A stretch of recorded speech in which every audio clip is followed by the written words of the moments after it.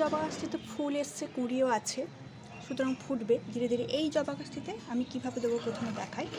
আপনাদের কোনো জবা গাছ যদি এখনও ফুল না আসে বা কুঁড়ি না আসে, তাহলেও সেই জবা গাছে আপনি এই খাবারটি প্রয়োগ করলে কিছুদিনের মধ্যে আপনারা ফুল ও কুঁড়ি পেতে পারবেন। কুঁড়িতে ভরে যাবে গাছ এবং আস্তে আস্তে ফুলও আসবে। এইভাবে আমি মাটিটাকে একটু কুড়ে নেব।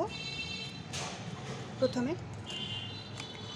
মাটিটাকে কুপিয়ে নেব, তারপরে এই খাবারটি, সমস্ত খাবারটি আমি মাটির গোড়ায় এভাবে চারদিকে, টবের চারদিকে দিয়ে দেবো।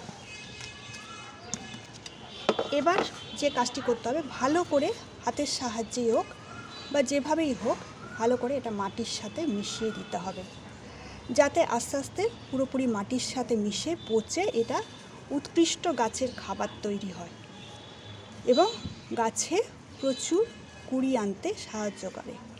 ভালো করে মাটির সাথে এটাকে অনেকক্ষণ ধরে মিশিয়ে দিতে হবে। খাবারটিকে যতটা সম্ভব মাটিকে আপনারা কুপিয়ে নেবেন, কুপিয়ে এটা ভালো করে মাটির সাথে মিশিয়ে দিতে হবে।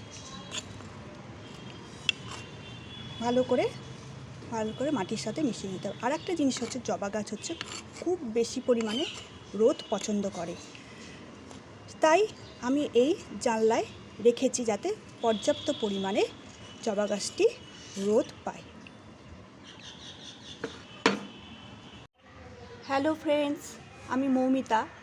আমি আবার চলে এলাম আমার গার্ডেনিংয়ের একটা নতুন ভিডিও নিয়ে। আশা করি আপনারা সবাই ভালো আছেন, সুস্থ আছেন। আমি আজ, নিশ্চয়ই আপনারা বুঝতে পারছেন, আমি আজ যে গাছটির ওপর বা যে ফুলটি নিয়ে ভিডিওটি করব বা যে গাছটি নিয়ে ভিডিওটি করব সেটি হচ্ছে একটি জবা গাছ। আপনারা দেখছেন গাছটিতে কত সুন্দর ফুলটি ফুটেছে এবং অসংখ্য কুঁড়ি এসছে। এই বসন্তকালে এবং পরবর্তী সময় অর্থাৎ গ্রীষ্মকালে জবা গাছ থেকে বেশি ফুল, বেশি কুঁড়ি পাওয়ার জন্য আমি এই মুহূর্তে, মানে এই সময় আমি কী সার দেব, কী সার গাছটিতে প্রয়োগ করব, সেটি আমি এই ভিডিওতে আপনাদের দেখাচ্ছি। এই পাত্রে দেখতে পাচ্ছেন সবকটাই কালো জিনিস আমি নিয়েছি, শুকনো ড্রাই সবকটা কালো জিনিস আমি নিয়েছি। এটা একটা কালো, এটাও কালো, এটাও কালো। এগুলো কি আমি আপনাদের বলছি। এটা হচ্ছে ভার্মি কম্পোস্ট, নাইট্রোজেন সমৃদ্ধ। এটা হচ্ছে কলার খোসাকে আমি কাঁচি দিয়ে প্রথমে শুকিয়ে নিয়েছি, তারপর কাঁচি দিয়ে টুকরো টুকরো করে নিয়েছি। যে কোনো কলার খোসা হলেই হবে, সে সিঙ্গাপুরি হোক, বর্তমান হোক বা কাঁঠালি কলাই হোক। প্রথমে শুকিয়ে নিয়েছি, শুকিয়ে নিয়ে সেটাকে কাঁচিতে কুচি কুচি করে নিয়েছি যাতে মাটির সাথে মিশতে সুবিধা হয়। আর এটা কালো জিনিস, এটা হচ্ছে চা পাতা। চায়ের চামচের 1 চামচ চা পাতা আমি নিয়েছি। এটা হচ্ছে পটাশিয়াম সমৃদ্ধ, পটাশিয়াম গাছের ফুল কুঁড়ি আনতে সাহায্য করে। নাইট্রোজেন সমৃদ্ধ, চা পাতাও নাইট্রোজেন সমৃদ্ধ এবং কিছুটা মাটিকে আম্লিক করতে সাহায্য করে। জবা গাছ আম্লিক মাটি পছন্দ করে, সেই জন্য আমি আম্লিক জিনিস, মানে মাটিটাকে আম্লিক করার জন্য এটা নিয়েছি। আচ্ছা, এইটাকে প্রথমে আমি ভালো করে এই উপাদানগুলোকে মিশিয়ে নিতে হবে। কী নিয়েছি এখানে? 1 মুঠো পরিমাণ ভার্মি কম্পোস্ট, নাইট্রোজেন সমৃদ্ধ, কলার খোসা পটাশিয়াম সমৃদ্ধ। একটি কলার খোসা নিলেই হবে একটি গাছের জন্য, যে কোনো কলার খোসা, যে কোনো কলা হলেই চলবে। আর এটা হচ্ছে 1 চায়ের চামচের 1 চামচ হচ্ছে চা পাতা আমি নিয়েছি, নাইট্রোজেন সমৃদ্ধ এটা।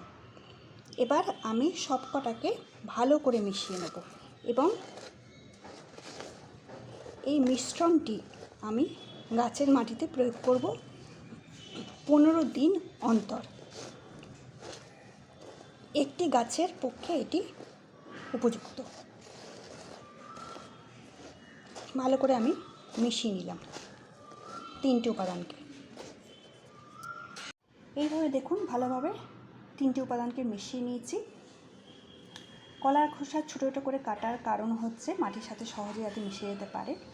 আপনারা ইচ্ছা করলে কলার খোসাকে মিক্সিতে গুঁড়ো করেও নিতে পারেন। শুকনো কলার খোসাকে মিক্সিতে শুকনোভাবে গুঁড়িয়ে এটা ব্যবহার করতেও পারেন। সবে শীত গেছে, সুতরাং কমলা লেবু তো আমরা প্রত্যেকেই শীতে খাই। আমি কমলা লেবুর খোসাকে এরকম করে শুকিয়ে মুছিয়ে নিয়েছি। এটাও খুব উপকারী গাছের পক্ষে। পটাশিয়াম, আয়রন, ম্যাগনেসিয়াম সমৃদ্ধ এই কমলালেবুর খোসা। আপনার যদি না থাকে বাড়িতে তাহলে দেওয়ার প্রয়োজন নেই। আমার বাড়িতে ছিল, তাই আমি এটা কুচিয়ে এই মিশ্রণটার সাথে মিশিয়ে নিলাম। এটা আম্লিক মাটিকে কিছুটা আম্লিক করতে সাহায্য করে, যেহেতু এটা কমলালেবু। ভালো করে মাটির সাথে মিশিয়ে নিলাম। এবার এখানে আমি প্রায় 500-র কাছাকাছি জল নিয়েছি। এবার এই লেবুটি আমি এই জলের সাথে মিশিয়ে দেবো। এইটা হচ্ছে মেন উপাদান মাটিকে আম্লিক করার জন্য। লেবুটাকে ভালো করে জলের সাথে মিশিয়ে নেব। লেবু রসটা নিগড়ে নেব। লেবু রসটাকে এই জলের সাথে ভালো করে মিশিয়ে নেব। এই জলটাকে আমি গুলিয়ে নেব।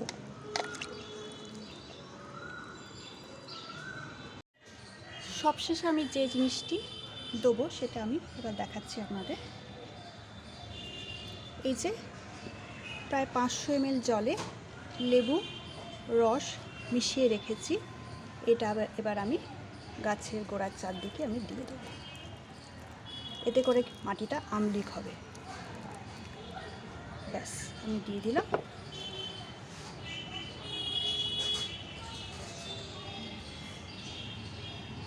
এইটা তো গেল আমার যে গাছে ফুল ফুটছে, কুঁড়ি এসছে, আরও ফুল পাওয়ার জন্য। এবার এমন কিছু জবা গাছ আছে যেটাতে, ধরুন এই জবা গাছটা আমি ডাল ছিটে প্রুনিং করে দিয়েছি শীতের শেষে। এটা আস্তে আস্তে পাতা গজাচ্ছে এবং আস্তে আস্তে কুঁড়ি দেখা দেবে। এই জবা গাছেও আপনারা এই সারটি প্রয়োগ করতে পারেন। বা এখানে আরেকটা লক্ষ্মী জবা গাছ আছে, এটাও আমি প্রুনিং করে দিয়েছি শীতের শেষে। নতুন পাতা গজিয়েছে, এবার ফুল কুঁড়ি আসবে। বেশি পরিমাণে ফুলের কুঁড়ি পেতে আপনারা এই জবা গাছগুলোতেও, এই ধরনের আপনার যদি জবা গাছ থাকে তাহলেও এই খাবারটি আপনি প্রয়োগ করবেন। এবং সবসময় মনে রাখবেন, জবা গাছকে উজ্জ্বল সূর্যলোকে, যতটা সম্ভব যে জায়গায় সূর্যলোক অনেকক্ষণ থাকে আপনার বাড়ির, সেই জায়গায় আপনি জবা গাছকে সবসময় রাখবেন। তাতে জবা গাছে ভালো ফুল আসবে, কুঁড়ি ভালোভাবে ফুটবে। ধন্যবাদ। এই ছিল আমার ভিডিও। আপনারা যারা এখনও আমার ভিডিও সাবস্ক্রাইব করেননি বা চ্যানেলটিকে সাবস্ক্রাইব করেননি, তারা চ্যানেলটিকে সাবস্ক্রাইব করে আমার পাশে থাকবেন, কমেন্ট করবেন এবং বন্ধু বান্ধব সবাইকে ভিডিওটি শেয়ার করে দেবেন। ধন্যবাদ।